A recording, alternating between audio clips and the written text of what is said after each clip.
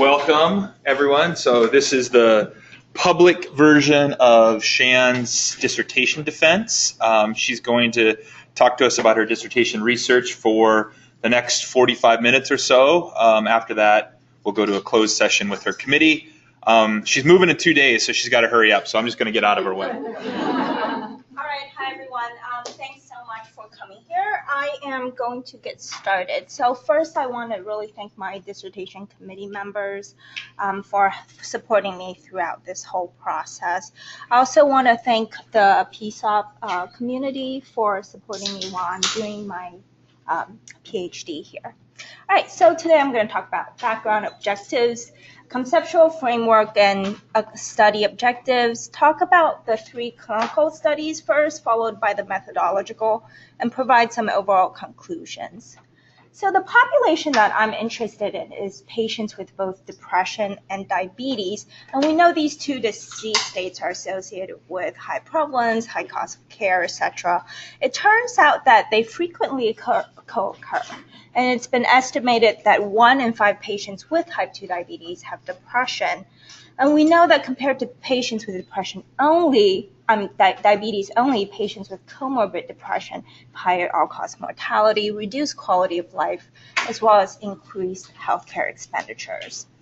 Now, there is a bidirectional adverse interaction between diabetes and depression, where more severe depression tends to lead to more severe diabetes, and the reverse is true.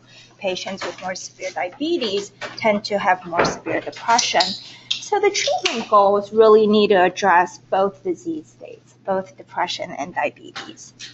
We know that depression is pretty difficult to treat. About 1 in 2 patients are unable to achieve clinical remission with their first antidepressant. 1 in 3 not able to have even a 50% reduction in symptoms. So in clinical practice, patients actually tend to cycle through many antidepressants, and unfortunately, the likelihood of achieving remission really declines with each subsequent trial. Now, what are the options for patients who have non-response or partial response at adequate dose and duration? We can think about switching antidepressants, and we can also think about adding in a second therapy, which is typically called adjunctive therapy. When it comes to adjunctive therapy, we have options such as adding a second antidepressant, or we can do some augmentation therapy where we add a non-antidepressant drugs. And this can include second generation antipsychotics, which are referred to as SGAs, lithium thyroid hormone. It turns out that there's been increasing use of second generation antipsychotics for non-psychotic depression, and it's been estimated that 1 out of every outpatient non-psychotic depression visits included an SGA from 2009 to 2010. We also learned from this study that use of SGAs was 2 times higher in patients with comorbid diabetes, dyslipidemia, or cardiovascular disease. Now, what do we know about these drugs? It's actually the only class of drugs that's FDA approved for adjunctive therapy in major depression. It has the most consistent clinical trial evidence for adjunctive therapy, and it has typically a faster onset of action compared to antidepressants. Now, however, there are risks with these medications, and these include metabolic risks, including weight gain, dyslipidemia, hyperglycemia, and new onset diabetes. Therefore, the American Psychiatric Association recommends really carefully weighing both the benefits and risk of these therapies. So what is the research gap? There's actually been a lot of study on second-generation antipsychotics on the risk of new onset diabetes, and much less is known about what happens in patients with pre-existing diabetes. These studies have focused on patients with schizophrenia, bipolar disorder, dementia, and some of the results have been conflicting. There's no specific studies to patients with depression and pre-existing diabetes where lower doses of SGAs are typically used, where patients have other treatment alternatives, and the disease state has a higher prevalence compared to schizophrenia or bipolar disorder. So I'm going to move into my conceptual framework. We know that second-generation antipsychotics and some of these non-SGA therapies can lead to improved depression symptoms, which may lead to better diabetes self-care and adherence to anti-diabetic drug therapy, which would lead to improved glycemic control and has a positive impact on diabetes outcomes. On the other hand, we know that certain of these medications can lead to weight gain and adiposity, which has poor glycemic control and leads to have a negative impact on diabetes outcomes. Based on studies on SGAs, we know that there is some kind of direct effect that leads to altered insulin and glucose metabolism for SGAs, which again has a negative impact on diabetes outcomes. So on one hand, we have this positive pathway through improvement of depression symptoms, and on the other hand, we have this negative impact. So the net effect on diabetes is something of interest. Now, my study objectives are focused around patients 18 to 64 years with type 2 diabetes, previously treated depression, and study 1 would compare non-adherence and non-persistence to SGAs versus non-SGA depression medications over a time frame of 1 year. Study 2 will compare adherence and persistence to oral anti-diabetic drug therapy, comparing these two groups. And study 4 will compare SGAs versus non-SGA medications on the outcome, diabetes outcomes, which would be diabetes-related hospitalizations or intensification of anti-diabetic drug therapy. Now, in part of this study, we also wanted to do some treatment subgroup analysis comparing individual SGA and non-SGAs. And to do this, we did a methodological study where we empirically compare the performance of full cohort versus subgroup specific high-dimensional propensity score matching algorithms when we're identifying these exposure subgroups. So let's move on to paper 1. So my objective is to compare non-adherence and non-persistence to SGAs versus non-SGA depression therapies over a 1 year time period. And again, the population of all my studies are going to be adults 18 to 64, type 2 diabetes, and previously treated depression, meaning they had some kind of SSRI or SNRI antidepressant drug therapy. This was a retrospective cohort study using the Truven MarketScan commercial claims and encounter database from 2009 to 2015. I included patients who are 18 to 64 years of age. They had to have at least one fail for a study drug between 2010 and 2013. They had to have a diagnosis of depression and at least one previous fail for SSRI or SNRI, had to have a diagnosis of type 2 diabetes, and we required continuous insurance coverage during the pre-index and as well as 1 year post-index to measure adherence and persistence over 1 year. We excluded any prevalent users, so users who had a study drug within the 365 days pre-index period, patients who initiated both a SGA and a non-SGA on the same date, on the index date, any previous prescription fill for clozapine, injectable, second-generation antipsychotic, or first-generation antipsychotic, because use of these drugs typically indicate some kind of underlying psychosis. Diagnosis of schizophrenia, bipolar disorder, dementia, some other psychiatric disorders that were used in previous studies, and thyroid disorder during the pre-index period. The exclusion of thyroid disorder was because we included thyroid hormone in our other comparison group. Patients who had any inpatient hospital admission within the 30 days pre-index period were excluded because this period is immeasurable for drug use.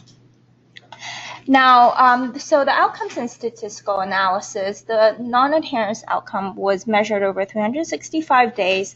We used the proportion of days covered, or PDC, where patients who had a PDC of less than 80% were considered non-adherent. We used multivariable logistic regression.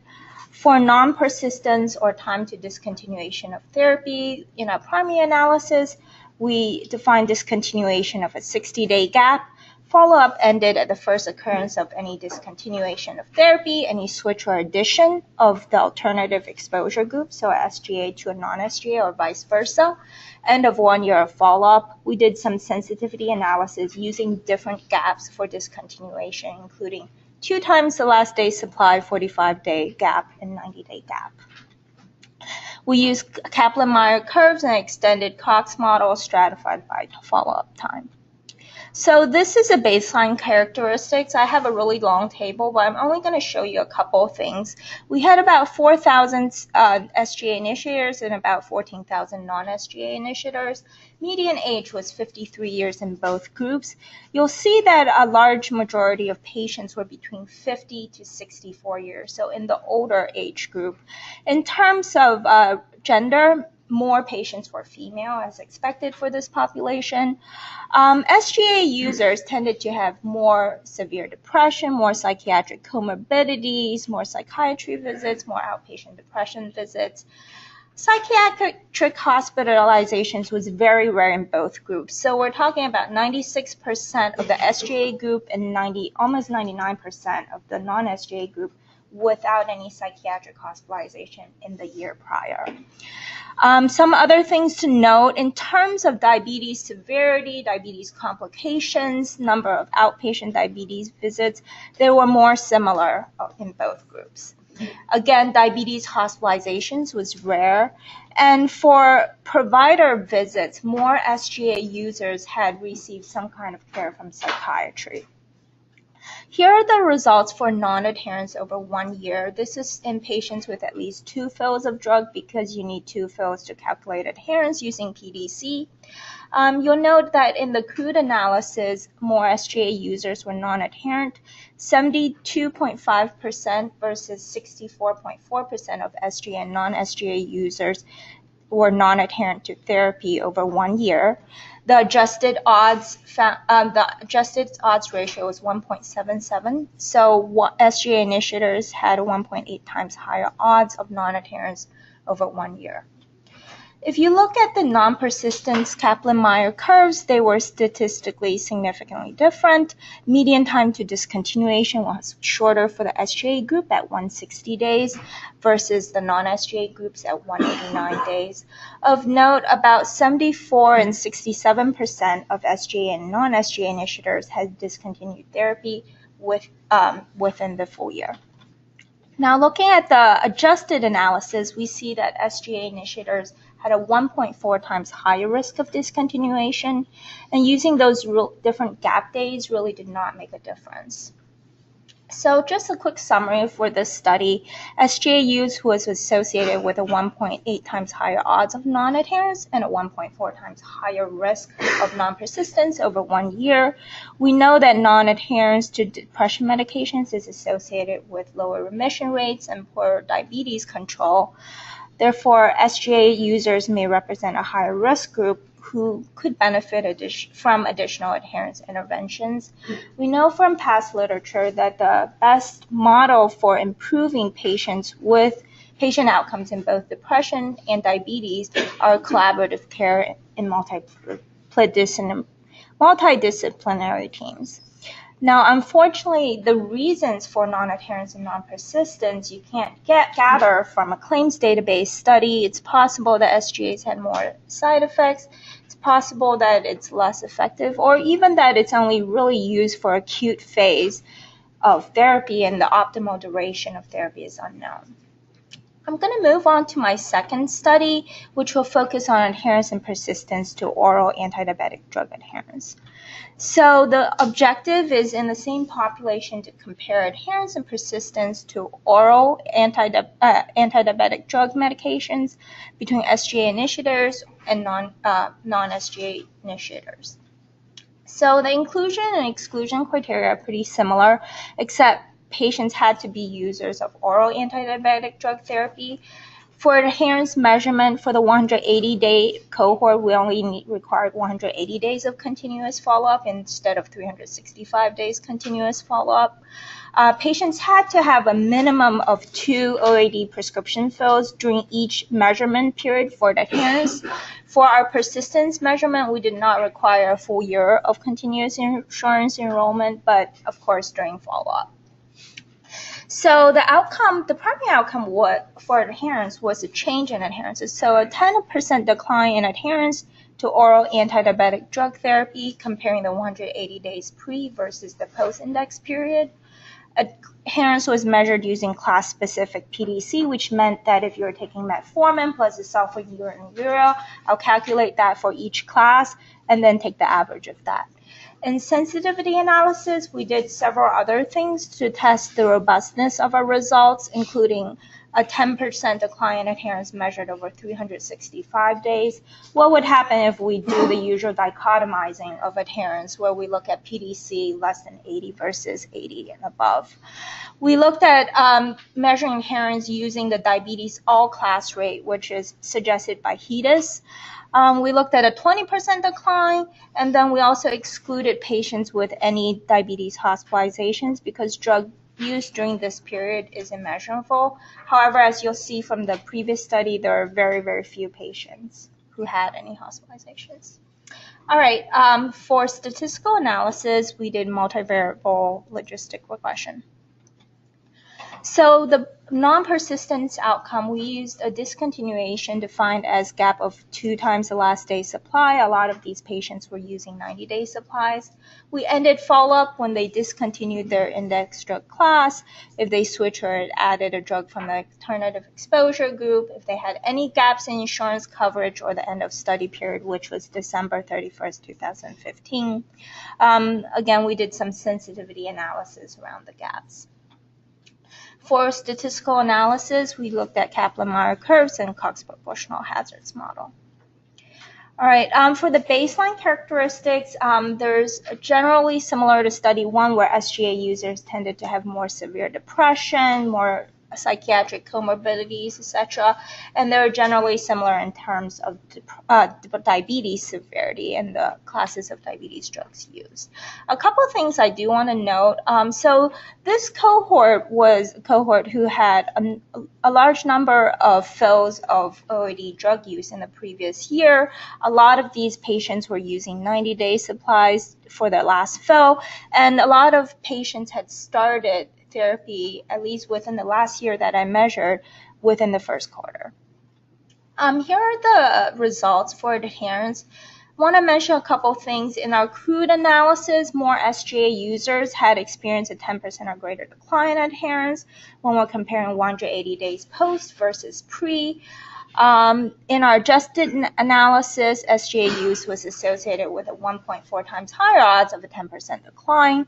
When we look at 365 days, results are pretty similar. You get a higher odds of a 10% decline. It was 1.34. So sensitivity analysis, looking at those different sensitivity analysis for adherence, did not really alter the direction or the magnitude of the results. The odds ratio was between 1.2 to 1.4. When we look at persistence to oral antidiabetic drug therapy, you see in the Kaplan-Meier curves there's really no significant difference. And when we look at the adjusted analysis, similarly, the Cox model showed that there was no difference in time to discontinuation of oral antidiabetic drug therapy. So in summary, we found that SGA initiation was associated with a 1.3 to 1.4 times higher odds of a 10% decline when measured over 180 and 365 days. However, there's no difference in persistence. I had originally expected that SGA users would have a lower odds of decline. There was a study by Design colleagues which evaluated antipsychotic use, and they found that in prevalent users of antipsychotics, they were 2 times more likely to be adherent compared to non-users. Obviously, there's many important differences from our study. They weren't focused on a depressed population, and they included first generation and second generation antipsychotics. The comparison was a non-user comparison group. This was a Medicaid population. Ours was commercially insured. And of course, they looked at prevalent antipsychotic use versus ours was a new user cohort. However, it also suggests that it might be important to evaluate SGA use separately in depression versus other disorders compared to active treatment instead of a non-user group. We know from past study, the reason that we chose this outcome of a 10% decline is there is some association with clinical data, including a 0.1 increase in hemoglobin A1C, higher odds of hospitalization, increased annual healthcare costs. Therefore, close monitoring of OAD adherence may be warranted in SGA users. The reasons for declines are unknown. It's possible, on one hand, that these adverse effects with SGAs led to premature discontinuation, and patients may have unresolved or worsening depression, and which led to a decline. On the other hand, SGA users may have felt better, so they responded to therapy. They could have improved other aspects of diabetes self-care, and also they might change the perceived need for their drug therapy. And we don't know this from this study. All right, going to paper 4. Okay, so paper 4 is really evaluating SGAs versus non-SGAs on time to diabetes-related hospitalization or diabetes treatment intensification. Now we were also interested in some direct comparisons, and I'll show you that in the next 2 slides. So our main comparison is class, so SGAs versus non-SGAs, and we did 10 subgroup comparisons where we directly compared the 2 SGAs, aripiprazole and quetiapine, versus 3 groups of non-SGAs, mirtazapine, bupropion, and TCAs. These groups were selected a priori due to sample size calculations. Now, it's very similar inclusion-exclusion criteria. We only require 30 days of continuous insurance enrollment instead of a full year. For the primary outcome, it was a primary composite outcome of diabetes-related hospitalization or treatment intensification, where for treatment intensification, it was the addition of a new class of diabetes drug or increase in dose of a non-insulin diabetes drug. Follow-up ended at the first occurrence when they developed the outcome, when they discontinued their index drug using a 60-day gap. If they added or switched to an alternative index drug, and end of insurance coverage or end of the study period. We used the Cox proportional hazards model. So for finding our exposure groups, we use high dimensional propensity score to adjust for potential confounding and selection bias. This assumes that the large number of covariates that's generated in claims database, including inpatient, outpatient, medication use, they serve as proxies for some important unmeasured confounders. And by measuring this large battery of proxies, we would increase the chance of getting to those unmeasured confounders. The high dimensional propensity score was calculated for each comparison of interest, so SGAs versus non-SGAs, as well as individually for each of the match. We use a nearest neighbor matching algorithm, 1-to-1 ratio without replacement, and a maximum distance of 0.2 caliber of the standard deviation of the logit of the high dimensional propensity score. We did sensitivity analysis to look at how the study design effects affect our results. We looked at what would happen if there's drug effect after a patient switched or discontinued or added therapy. So we extended the exposure window by 90 days and as well as 180 days. We were interested in looking at whether it takes more time for the event to develop, so we lagged that risk window by 30 days. We looked at other outcomes, so diabetes-related hospitalization or addition of a new diabetes drug class only, and then diabetes-related hospitalization only. So the study population before match, we had about 6,600 SGA initiators and 2,400 non-SGA initiators. The sample size will differ for each different comparison, but for our main comparison, it was about 64,000 SGA and non-SGA initiators. For the SGA versus non-SGA population, it was similar to comparison to study 1.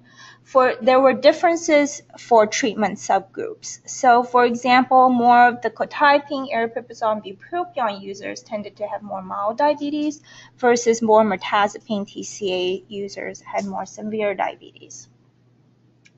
So here is a table of the incidence rates and the hazard ratios after match. So this is after high dimensional propensity score. For our main outcome, diabetes-related hospitalization or drug intensification, it was common. So the incidence rate was about 47.9 per 100 person years versus 43.5 per 100 person years for the SGA and non-SGA group, you'll see that the adjusted hazard ratio really showed no difference, so 1.3. For diabetes hospitalization only, the effects were rare. It was 10.8 per 1,000 person years in the SGA group and 10.3 per 1,000 patient years in the non-SGA group. Hazard ratio is the same. Okay, so here is a plot of all the hazard ratios for the subgroup analysis. So we found that there was some lower risk for 3 comparisons. So when we're looking at quetiapine versus mirtazapine, quetiapine versus TCAs, and bupropion versus TCAs, the hazard ratios were 0.82, 0.84, and 0.85. For the other direct comparisons, they're not statistically significant. The effect sizes were generally small. So I know this is a busy slide. This table shows the sensitivity analysis, and I just want to point out a couple of things. When we're looking at the first few, the results were generally similar, but when you're looking at diabetes hospitalization only, which is a very rare outcome, you have very different effect estimates. Now, most of these, the confidence interval overlap with the primary analysis, except for the mirtazapine versus TCA contrast, which was statistically significant at 2.66. So we did some exploratory dose analysis too to look at what was the average daily dose that patients were taking these drugs, as well as what was the peak daily dose. So what dose did they were they at their highest during follow-up? And we see that for aripiprazole and mirtazapine, we're talking about a median dose of 5 milligrams and 75 milligrams, which is typically lower than the total recommended dose for depression per FDA per package insert. And then if you look at TCAs, same thing. So when we're talking about TCAs, the usual dose for depression is really above 100 typically, depending on the individual ones, and most of these patients were taking much less. Now, TCAs are also used for diabetic neuropathy, and even though at low doses there is some effect on depression, it could be that patients are more using these for the neuropathy rather than the depression, and we don't know that. So overall, when we're comparing classes, SGA use was not associated with a higher risk of diabetes hospitalization or drug intensification. When we're looking at treatment subgroup analysis, the finding where we find that bupropion versus TCAs had a lower risk was not completely unexpected. In randomized controlled trials of patients with both depression and diabetes, we find that bupropion is associated with improved both depression and HbA1c versus nortriptyline, which is a TCA, is associated with weight gain and no overall change in hemoglobin A1c. For quetiapine versus mirtazapine, quetiapine versus TCAs, we know that quetiapine has one of the best evidence for adjunctive treatment of depression, and it's possible that alleviation of these depression effects led to better control of type 2 diabetes. We know in the Seroquel XR or the quetiapine XR trials that even at low doses, at 50 milligrams a day, patients do better than placebo. Now, there's also a dose response effect for quetiapine where previous research had shown that really when you're getting to those higher doses is when you see any effects on A1C, any effects on risk of diabetes. Okay, so no significant differences with other comparisons. For the quetiapine versus aripiprazole contrast, although there was a lower effect size, obviously the confidence interval crossed 1, so it was not statistically significant. I had expected the opposite because quetiapine is actually considered typically moderate metabolic risk versus aripiprazole is usually considered low. However, again, there's that possible effect modification by quetiapine, where lower doses do not touch the patients. For diabetes-related hospitalization, it was very rare. Rates are comparable to a Canadian UK study, which was not focused on depressed populations. The finding that mirtazapine was associated with a higher risk of diabetes hospitalization only, it's possible. There's been studies that looked at compared to TCAs, mirtazapine results in more weight gain. Sometimes mirtazapine is actually used to promote weight gain in elderly population. However, obviously there's rare outcome. We did multiple comparisons, and really future research is needed. So based on our study, we were unable to recommend one specific treatment over another. Again, the risk of events were small, hospitalizations were rare. Future studies are needed to look at the comparative safety on diabetes outcomes, including direct impact on hemoglobin A1C, hospitalizations, mortality. On the same side, we also need comparative effectiveness studies on depression outcomes because we know that depression impacts diabetes. All right, so I'm going to go into paper 3, which is the methodological study. So the rationale for this is that we know in propensity score analysis, we're really talking about comparing two treatment groups, SGAs versus non-SGA, users versus non-users. However, a lot of the times researchers do these treatment subgroup analysis. Past studies, what they've done is they have used the original propensity score calculated for the full cohort to estimate treatment subgroup effects. There have also been some studies that recalculate a subgroup specific effect, and the method is not always clearly described in the papers. So just some quick papers. Here is antipsychotic drug use in pregnancy. They did a high dimensional propensity score match, and then they did full cohort propensity, high dimensional propensity score followed by restriction. Here's another one looking at antipsychotic medication use in hyponatremia. This was a full cohort, and then they're restricting by matched pairs. Here's another one. And here's one that actually did the opposite. So they recalculated a subgroup-specific propensity score. All right, so some past studies have looked at full versus subgroup propensity scores. Now, most of these have focused on patient subgroup. And what I mean by that is patients with and without cardiovascular disease or older versus young patients, but not treatment subgroups. And the use of full cohort propensity score for estimating treatment subgroup effects really hasn't been studied. It's not been done in a high dimensional propensity space either.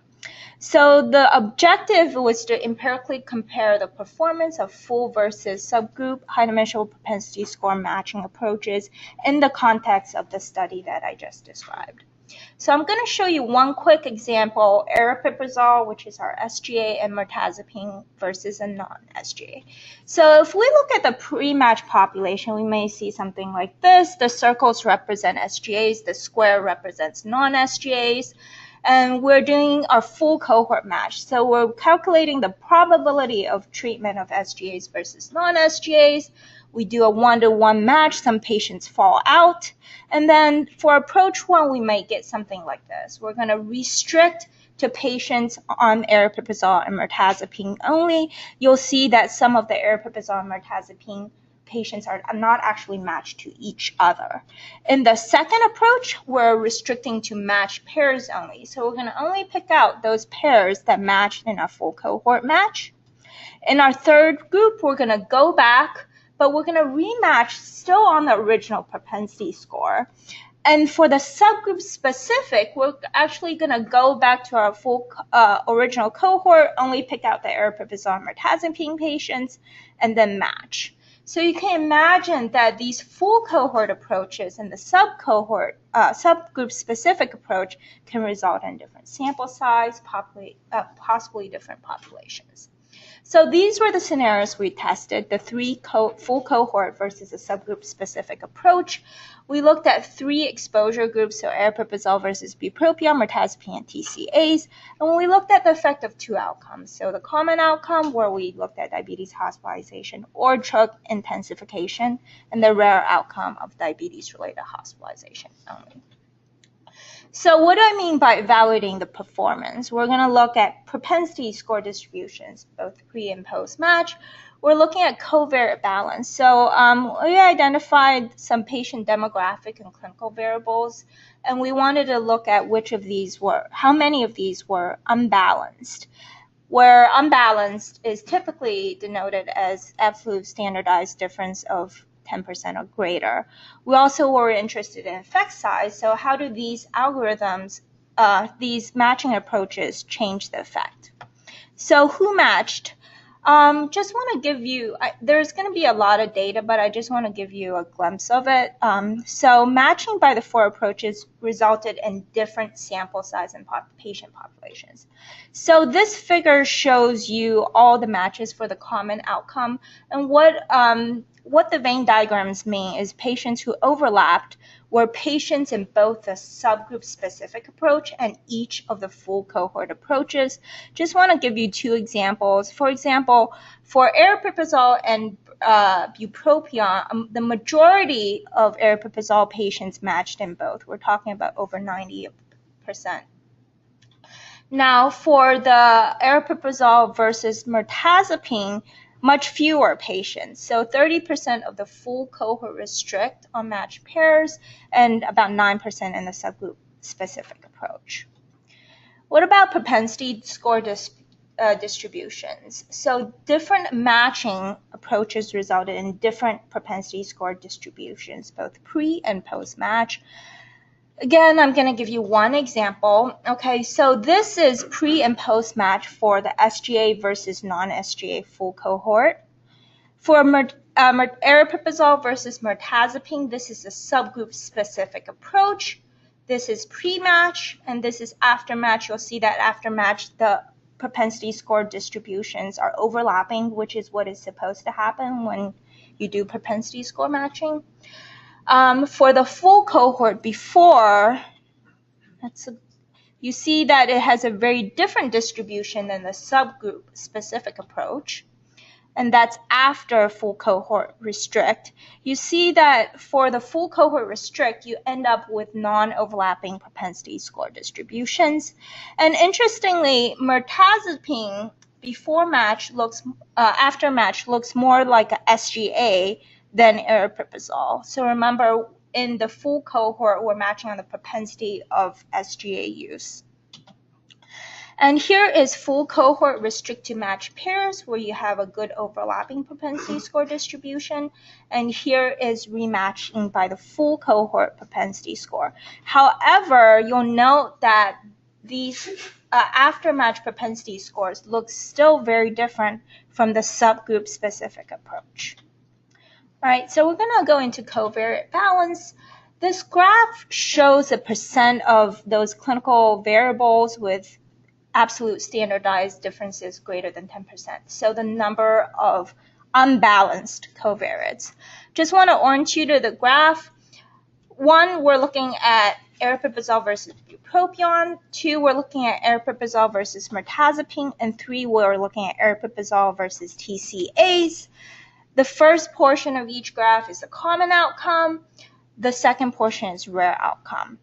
So you'll see pre-match, there's imbalances in baseline covariates. You'll see that after the subgroup-specific approach, all the covariates were typically balanced except for the rare outcomes, comparing aripiprazole versus mirtazapine and aripiprazole versus TCAs.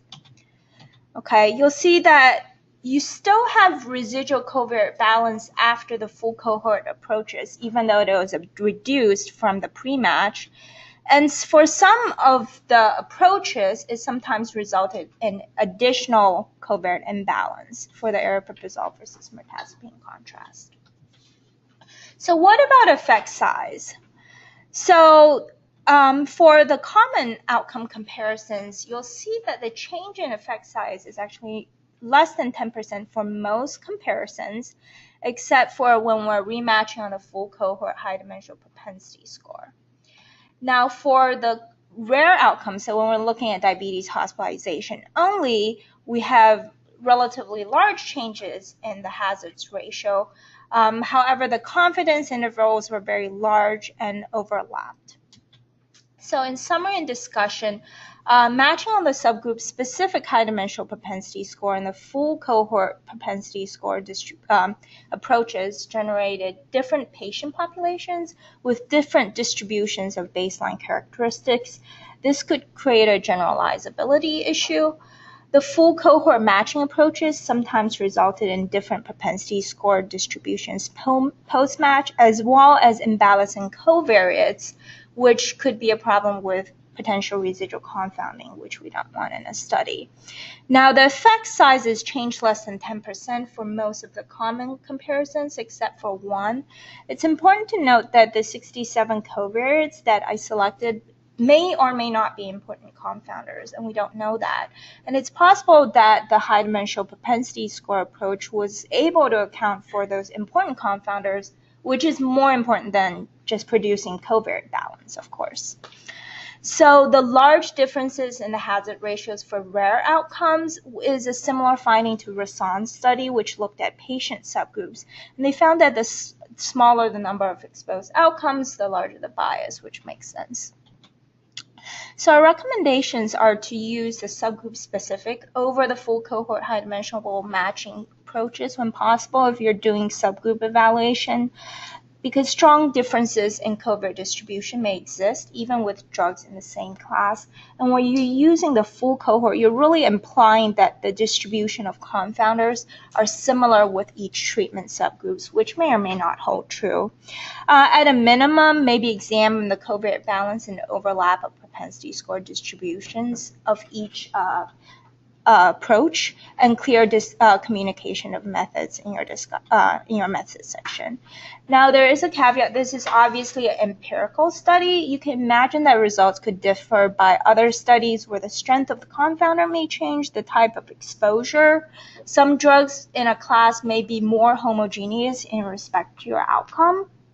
The sample sizes for exposure and outcome may be different, and we need future studies and simulation studies and other scenarios and empirical studies in other therapeutic areas.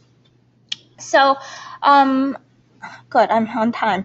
So I'm going to just go over some overall conclusions.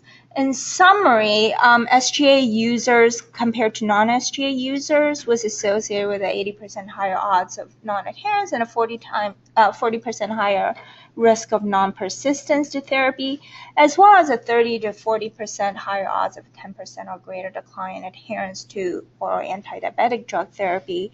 So SGA users may benefit from closer follow-up and adherence interventions for both depression and diabetes. Now, there was no difference in risk of diabetes-related hospitalization or drug intensification comparing the two groups.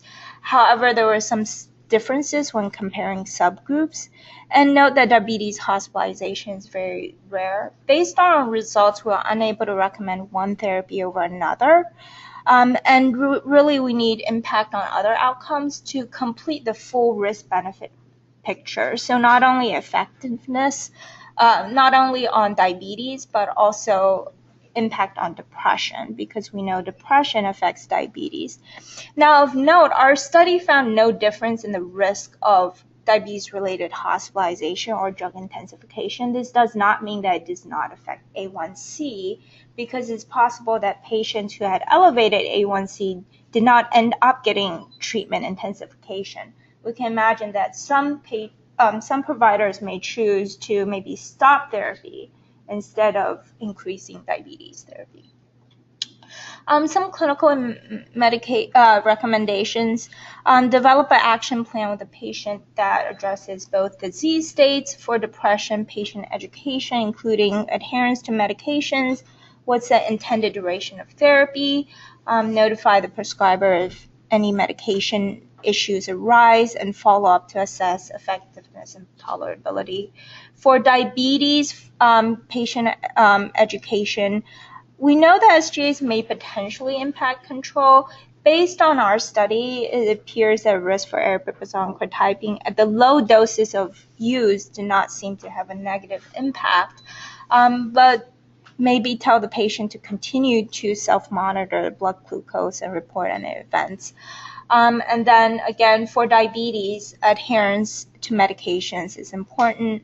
The guidelines recommend retesting HbA1c in about 3 months. Coordination care is very important to keep other providers informed. Okay, for the methodological study, as I said before, for the full cohort matching approaches sometimes resulted in greater imbalance in covariate distribution, different patient populations, and possibly biased results. For our recommendations, again, the subgroup specific over the full cohort approach if possible, and if the full cohort approach is used, evaluate covariate balance and propensity score distributions. I do want to note the limitations of my studies. This was administrative claims database studies, so there's potential misclassification of exposure, outcome diagnosis, and covariates.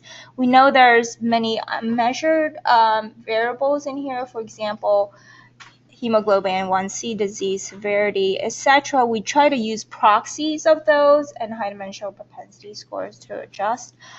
Confounding by indication, patients with more severe diabetes may not be as likely to be prescribed SGAs.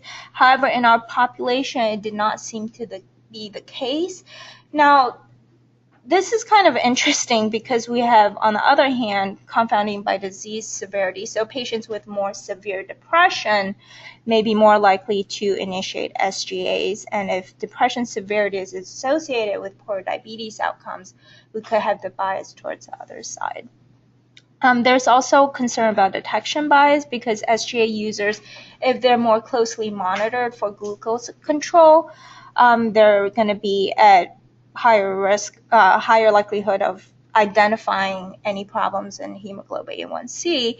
Now, this is a pre-existing diabetes population where patients should be self-monitoring anyways. Also, we did not find an increased risk of events in the SGA user group. High-dimensional propensity score controls for time-fixed confounders, so we used the year prior to identify. So if there were time-varying confounders, this obviously did not control for that. I'm assuming that any changes in cardiovascular profile and disease diabetes severity are in the intermediate pathway, which we're not supposed to control for. Multiple comparisons. I did 10 comparisons. Everyone's going to ask, why didn't you do some kind of adjustment?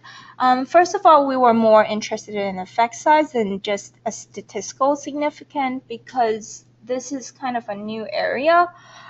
Adjustment reduces your false positives, but it also increases your false negatives. And a Rothman paper says that, we should not be so reluctant to explore leads that may turn out to be wrong to penalize ourselves by missing possibly important findings. Some strength. This is the first clinical studies in patients with both pre-existing diabetes and depression in a routine care setting. For the methodological, it was the first to compare the use of full versus subgroup-specific matching approaches. And I think most importantly, it identifies some areas that are important for research in future. So I've come to the end of my presentation. I would like to take questions. Thank you for being with me for that long presentation.